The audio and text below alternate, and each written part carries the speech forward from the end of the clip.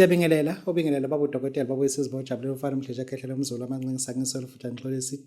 Thuru nibahle nonke. Siyabonga kakhulu sinabantwana ke esinabo ke kuma social media platforms ahlukene ku Facebook sinabakhona yonke indawo whereby sithi uma senza into sifuna ukuthi ibonakale ibe amplified futhi yazeke abantu abezwe ukuthi sithini, and then we are open to be judged. We are not the perfect, we are not the best, but into esiyishoyo so sifuna ukuthi umuntu kade angazi akushintshe ukucabanga kwakhe, akucabange ngendlela ehlukile ngoba akuyona into yonke into ebekwe phambi kwakho kuyiyona. Ezinye izinto zifihliwe but ugcina mistake ngenxa yokuthi ulandela izinto esuke ishiwo. But namhlanje this is baba udokotela baba wesizwe ujabule ufana umhleja khehlela umzulu amancinci ngisolo futhi angixolisi. Ngifuna ukusho ukuthi bakithi bayifaka challenge accepted ebunyangeni nalo msebenzi esiwenzayo. I am the one of the izinyanga ezi-orientated. Eyami ingqondo ayicabangi lento ecabanga wena. I repeat, eyami ingqondo ayicabangi lento ecabanga. Awungi-understand. Impilo engiyiphilayo nemfundiso engisuke ngiyinikiwe, ngifuna mengiyidlulisela kumuntu zishintshe impilo yakhe. Kube khona into entsha ayifunda kubaba udokotela ngoba nami futhi kukhona abantu ababe namaqiniso abathi bebenginika wona ngawaphatha lamaqiniso ngathi lamaqiniso aphila futhi aphilisa. Ngingakwazi ukuthi kubantu abadala abangibonayo mengikhuluma kubona balalele bazothi kuyiyalo lezi. Abantu abeza ngemuva mengikhuluma nabo babazothi ukuthi kwamaqiniso ngoba kunamaqiniso ongatshelwanga wona abekufuza ukuthi ngabe nje watshelwa wasekuqaleni ngabe awuyona into oyiyona namhlanje ngoba njengoba ngine channel kababa udokotela engikuyona manje sise channel entsha esiyakhele wena ubunyanga basendulo ukuthi ake sikufundise ebunyangeni basendulo, ake sikufundise kube khona into nje ophuma na uthi uba ngiyibuka ngale channel ubunyanga basendulo ngabe angije. But today I have learned something and indlela nami engicabanga ngayo has changed completely. You understand? Kufuna yabona uma ucaptureisha umuntu awumbambi ngamasende but umbambe ingqondo yakhe. Uma ubamba ingqondo umuntu ofundile kuphela, ubamba ingqondo umuntu ngoba uma ubamba ingqondo umuntu ofundile ongafundanga usubmit akufundile verse obvious lo ufundile usezokwazi enze lento wena oyichelele ekhanda kuyena.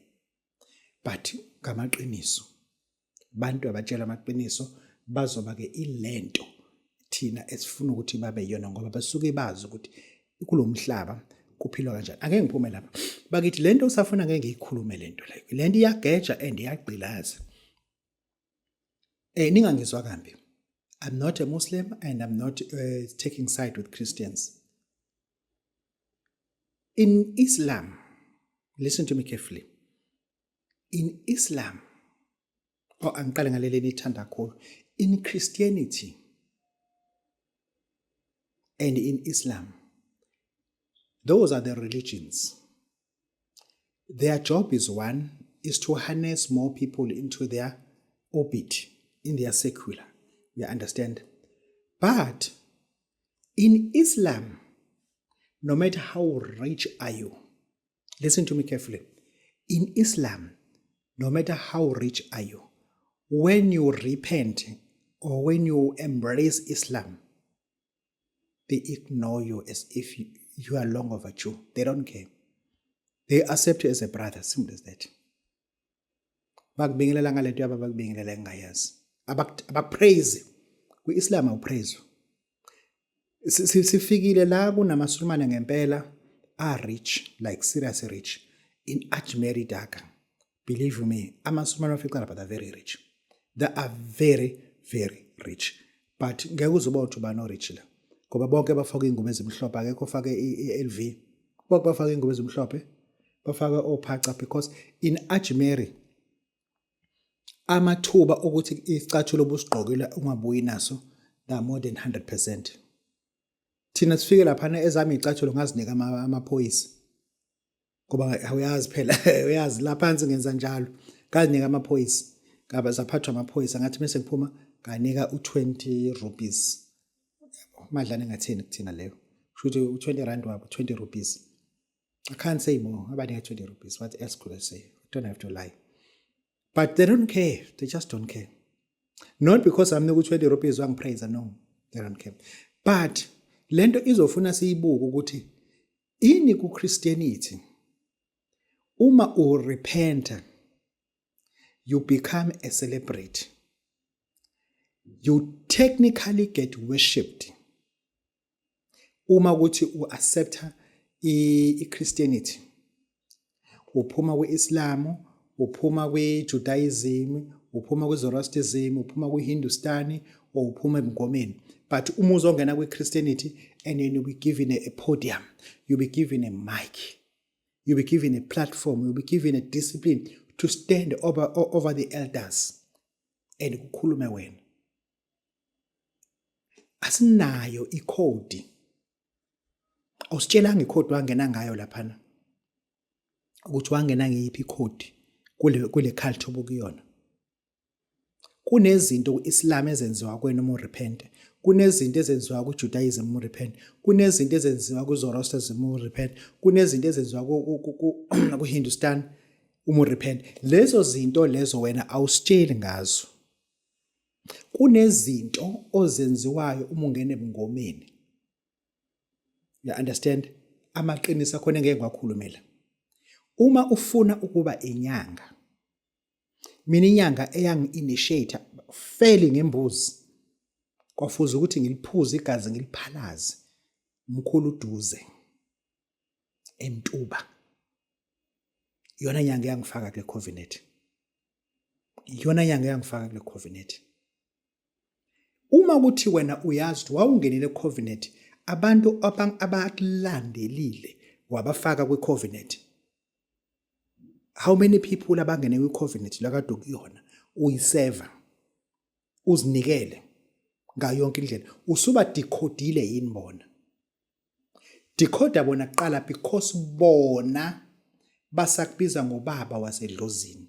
Uma umama basakubiza ngomama athi umama wasedlozini, regardless ukuthi usuwumpostolikazi. Kodwa umama ngoba awubadecodanga labantwana. Uyangizwa ukuthi ngithini? Uma ukuthi uthatha leso sinqumo, ask them to come in a ceremony uzoba decoder qala.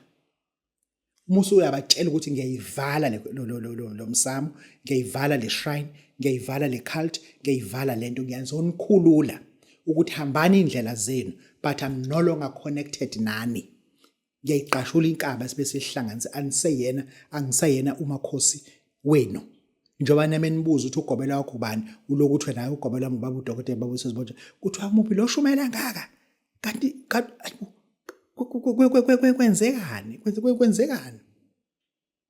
Lezi zinto lezi abakithi ufuna nazi ukuthi kunama decodation okufuna uqala uwadecode before sikuthembe ukuthi ngempela usula. Uyangizwa ukuthi ngithini? Ben sizokuthemba, but if lezo zinto zingekho thina sibamba ngenye indlela ngokwelokishi. Sithi thina udeployiwe kwi-sector obuyisebenzela because you want to be promoted. Funa udeploywe uze kuthina. Lento ngayifundisa futhi kakhulu ukuthi abazalwane they are weak somewhere whereby kufike mina ngubaba uDokotela ngithi ngiyarepenta, thatha inkolo ensindiso ngokuphelele.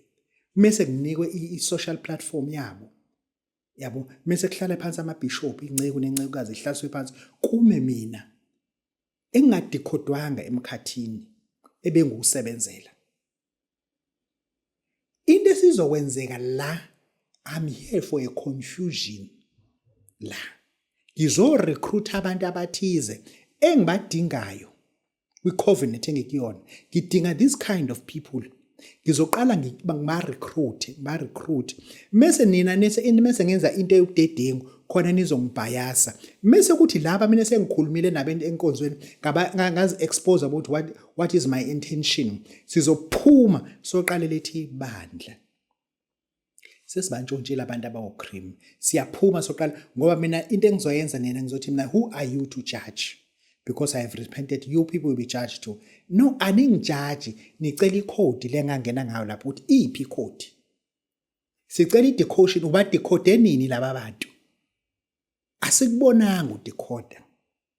yini lo igqibe esigodlweni sakho babudokotela usuyikhiphile yini sayibona usutestifyile yini babudokotela wagqibani lapha esigodlweni njengoba kugcwala ngaka lamathwasa lawa uphalaza khona ayiphalazela kuphi umuntu buyisangoma leyo nto oyenzanga sikuthemba kanjani pho asikujaji but asikuthembi ngeke sikunike imic ngeke sikunike iplatform awungizwa ukuthi ngithini listen to me carefully mase kunika imic sizokubuka uyabamba isikhathi esiningi bathe kanje mase ethi 1 athi 2 athi 3 uyishaya kathathu u333 loyo osinika u9 u9 is a highest number kaDraco awubambe ngamaqiniso u9 is a highest number kaDraco u666 uma uhlanganisa uthi 6 plus 6 ufuna ngikutshele ukuthi uthini answer oh madoda 12 bhala 12 plus 6 18 uyabamba ngepelezi amaqiniso thatha lo 18 uvula uthi 1 plus 8 9 9 divided to 3 kuphuma lo 3 lo kade eshaya ngawo imic bambani bazalwane ukuthi lo muntu umeshaya imic uconnecta neoffice elimlethe la ukuthi sembabambili kodwa umisa kanje isandla sakhe athi 1 2 3 athi ngiyanibingelela bazalwane njobe eshaya 3 times emi kanje icode lena aconnecta ngayo uthi 1 2 3 ngiyanibingelela bazalwane leya code leyana eka9 inkosi enkulu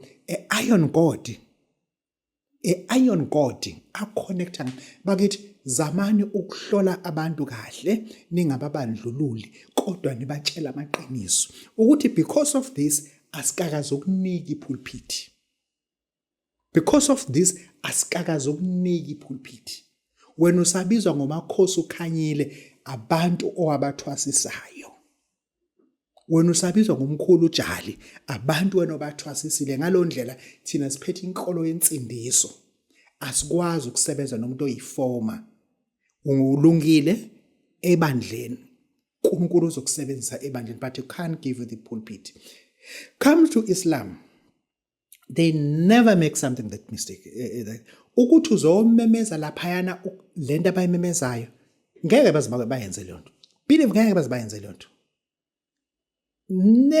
never ule kude gqoka ingubo emhlophe kuphela uhlale lapho udonisa usebenze into ezokuqeda uhambe phelile abazalwane abake siyafuna ukubona inkolo yensindiso inkolo kaKristo ikhula but ingakhuli ne spoilage ingakhuli ne spoilage kwakhona into eyenzekayo la engeyona angibiza amagama abantu engeyona this is babu dokotela bawesizwe bawujalo mfana mhlanje akhe umzulu amancinci ngisona futhi ngixolisa I am enyanga akungena umfundisi xwayana mase ngumfundisi xwayana ziphi igubhu zakho babudodela sasikubona ugijima amathuna usuyile yini odecoder lamakhoda akho lapha xwayani I'm not buying your favor xwayani kodwa akhona amaqiniso lawo this is babu dokotela bawesizwe bawujalo mfana mhlanje akhe umzulu amancinci angesoli futhi ngixolisa into engizafuna ukuyikhuluma nabantu ake siphume lapha ngifuna ni uma uvuka ekseni uvula iTV vula iCNN vula iBBC any station osozivula kuzokhulunywa kuqedwe ingakashiwi whether uzotshelwa irand uthi liyimalini tshelwa idola liyimalini awuhlanganisela ukuthi wena nalo kodwa uyatshelwa this world umhlaba lo it is about commerce it's about money trading phela into ebalekile indaba ihlanganisela kodwa uhlezi utshelwa ke namhlanje zidlala nje indaba but uyagijima la ngezansi umbhalo usho ukuthi irand selikhuphukile into ebaleke ileyo ukuthi we were not supposed to go at school so hlala u12 years plus 4 years sifunda into namhlanje singayisebenzi awungezwe ukuthi ngithini sifundile we given a space namhlanje sino matric kulo matric wethu singama security kulo matric wethu singama constable senza into esingayifundelanga lapha esikoleni akaze ngudwebe even ama handcuffs kodwa namhlanje ngiphatha ama handcuffs ke ngumxhaka ke manje Angaze ngive ngibheke i-bait and stick. Namhlanje ngiphatha i-bait and stick. Angaze ngidwebe even i-two-way rate esikoleni. Angilazi lizwe lelo gama two-way rate. Kodwa namhlanje ngiyiphoyisa ngigijima namave. Izinto esiyisebenza sizifunde they wasted our time. They wasted our time at school. Besingafundiswa ngani trading. Completely. I-trading ikhuluma nge-commerce, ikhuluma ngo-crown, ikhuluma ngeqiniso. Ikhuluma ngeqiniso. I-trading ikhuluma ngemali. You must have money. Trading is about money. It's not about building, it's about this, it's about wasting people's time. For 15 years to 20 years, you were starting to go work 8 hours. Today you're a journalist. But yonke lento oyifundayo oyisebenza uzange uyifundela esikoleni. Yindaba up to matric unganikezwa ngamaqiniso. Ngoba i-trading course ufuna beqala ka standard 6. Form 1 nje baqale ngephusha nge-trading course. Ube wazi ukuthi ku-training kukhulunywa ngani kukhulunywa nge-trading. Roboting kukhulunywa ngani kutrade nge-robot. Ufika ku-matric nje you are advanced about trading and you choose your own route but you know how to make money while you are working because ngesikhathi usebenza ivese uyatrader la. Ngesikhathi usebenza uyivulela ibhodi uyatrader la. But you are not giving that opportunity. Sitshelwa into engeyona. Namhlanje ushayela i-truck. Uyangitshela ukuthi i-Triptronic lokish kanjani. Lento wakeleza esikoleni waqeda iqhama, waphindwa lifail, waphindwa ufunda ngaphandle, wayevasi, waqeqeka nakhona. Wabuya manje udrive ama-truck, uyinyoni ke mususu njalo. Ngoba phela into ebikhona ibithi abasinika ulayini okuphila. Trading because lo mhlaba lo esikuwona it's all about trading and exchange. Simple as that. It's a trading and foreign exchange. And then believe me, if today kunezinto ezifana lezi, you will regret it and you will die very poor. Abekho, understand? Abekho abantu abapoor njengabantu abaneminyaka of 50 to 60. Those people are in immense debt. They divorced. Bedivozile nje basakhokha izikweleti abazenza beshada kodwa sebedivozile futhi. Those people 50 years to 60 years they're very poor. Their sex drive is dead. Their eyesight is weak. They easily forget things. Don't reach at age of 50 without having something that is practical. Because I don't want to uhlale kule channel at the end of the day you still remain poor. Yini kanti wena obuyibuka la? Ngoba ngiyakutshela ngithi mina abantu abaneminyaka of 50 to 60 they're very poor. They are very poor. Irrespect their cars that they drive, they don't have petrol. Most of them they're running away because imoto ifuna ukukhokhelwa bayayifona egarage. Sebeyabaleka. They're 50 to 60 years old. They're very poor. They are very poor. Ungajoyini ipoverty. Usalelo 4 years to 50 uzoba usinayi. Uzoba usinayi usune pancreas. Uzoba usinayi usune prostate enlargement. Uzoba usinayi usudiabetic. So bayizaneke, no one will employ you. This is Babu Dr. Babu, this is Mochalo Fan of Hey baget, I guess get in line. We can never be fooled again. We were fooled about the Bible and everything. We were fooled about Quran, all those rubbish. But we have to refuse to be fooled again. There's something that is called Chinese propaganda. Abantu abazi ukuthi intelligent, it controls everything emhlabeni. Emalini sine department yaka financial intelligent. Kwa agriculture sine ekuthiwa food intelligent. How to destroy the enemy's food storage. What kind of a bacteria can spread. That is food intelligent. Kwa intelligent is like a dried shaft yonke into. Even engine no crane, it's an intelligence ibambe zonke izinto. Nanamanje nakho iChina ake siqale nje nibuke lana. Uyayikhumbula lento yo 911 kuphahlazela labhanoyi lapha eShama Twin Towers. Thina baka intelligence community sabuka ngezinye ngamanye amaqiniso. Yabo safaka amanye ama-forgery lawa angafakwa abantu abajwayelekile. Number 1, amabhanoyi ayeshaya amabhilidi. iCNN yayikuphi? Who told them to be there? It was live on CNN. Who told them to be there? Awulalela. Awubambi namanje. Intelligent. Ngiyakuvulela elinye ipage. Lela page engivula selibiza ukuthi is psychological propaganda. It's a psyops intelligence that was applied by USA about 9/11. Buka ke. Nika futhi elinye evidence. Amabhanoyi, when they hit the building, everybody got incinerated. Kwashaya yonke into ephakathi. No one could be identified. But passport of those people who were terrorists, they could not ban. Why they didn't ban? Because they were not there. Passports were not there. Why their names were revealed? Because passports were not there. It was all staged for us. That is intelligent propaganda. Ngizama ukuthi niyibambe ngamaqiniso ukuthi intelligent operator kanjani. That field we call it a psyops intelligent psychological propaganda. Musu yi-ede uthi COMOPS, communication propaganda, eyayenziwa i-CIA so that izokwazi ukuthi ubulala abantu abangenzanga lutho. Ngizwe ukuthi ngithini kuwena? Ihamba uyibulalela abantu abaho-17 abathi Allah bakhahlela kona kunjalo. Intelligent ke le. Now comes to Chinese people. Abantu ama-China today they say LV is fake because bona benze LV ngo$20 and then benza i-P coding ngo$30, benza lo benza igushi ngo$18. You understand? And then you guys will get cheated. Listen to me carefully. Abantu abane contract lento siyibiza ukuthi outsourcing. Any company in the world has got the right by law to outsource the job. Imoto zase-Japan azakhiwe eJapan.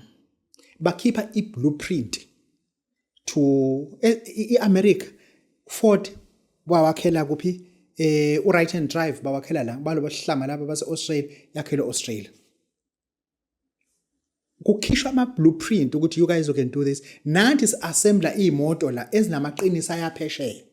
Nathi la ba-outsource kuthina i-Japan namanye amazwe BMW noma sithi siba-outsource umsebenzi la kuthina sibahlanganisele zomuntu zihambe ziyephesheya.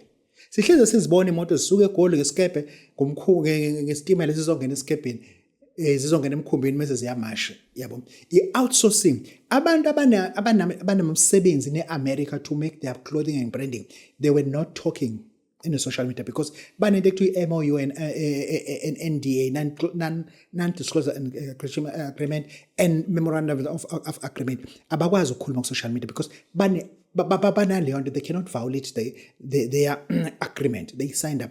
And laba bantu nina kade nibabona lapha, since when Chinese are speaking English fluent like that? Those Chinese were there that speak fluent English. Listen to me carefully. I-China njengamanje inza into esibiza ukuthi COMOPS. It's a communication propaganda. There's nothing like that. Into eyenzeka lapha laba bantu laba they work for i-Chinese government to spread this propaganda, and thereafter there were less than 10 who were deployed. But abantu sesibabona lapha there are more than 300. Do you know why there are more than 300? The rest are hackers and scammers. They're telling you that we make this, you can call us in South Africa, you can call us anywhere in the world, we will send it to you, we are cheaper than USA, everything is made here because they are hacking on you. Once wayifaka imali ngophinda umthole. Laba bantu sinento esibiza ukuthi i-good manufacturing process, GMP. Laba bantu akade bekhuluma lapha sibabona bekhuluma lapha abasitshengisi i-GMP certificate yabo ukuthi ngempela ithini esakha igushi nansi i-GMP abasitshengisanga. Laba bantu abathi bakha i-P coding abasitshengisanga i-blueprint asiboni because they don't have one. That is intelligence propaganda. I-intelligence unjiniyela econtrola yonke into. I cannot be talking about intelligence in South Africa because I'm a South African, but when it comes to liquid intelligence, what I mean liquid intelligence, free and available, I'm allowed to talk about that. And China is playing propaganda intelligent. We are not defending anyone. I was just exposing propaganda yase-America, and angifuni uku-expose propaganda kaDiane ukuthi wafaka kanjani. Kunamaqiniso lapha wemithi eshawe lethekile out la ngepipe. Ukuthi njobe eshawe ipipe nje uzozalane, uzozala isulman of which uzophulutha igazi labo bona bawu blue eye abakwazi ukwemukela ingane eqhama ngaphandle kalondlela kwafuza ukuthi akhwatshe. Intelligence yasapdeploy yonke into. Yangezwe ukuthini? Deploy yonke into. Kodwa ngikho lapha bengifuna ukuntshela ukuthi lento intelligence ikakhulukazi iChina targeted third world countries to move and buy direct from them, knowing very well that you will never get even one parcel. If you got a chain without pocket or zip, they don't care because already made a mistake, we've been full. This is Babu Hotel, Babu says, Watch, I don't follow the jacket, Nibahle nonke.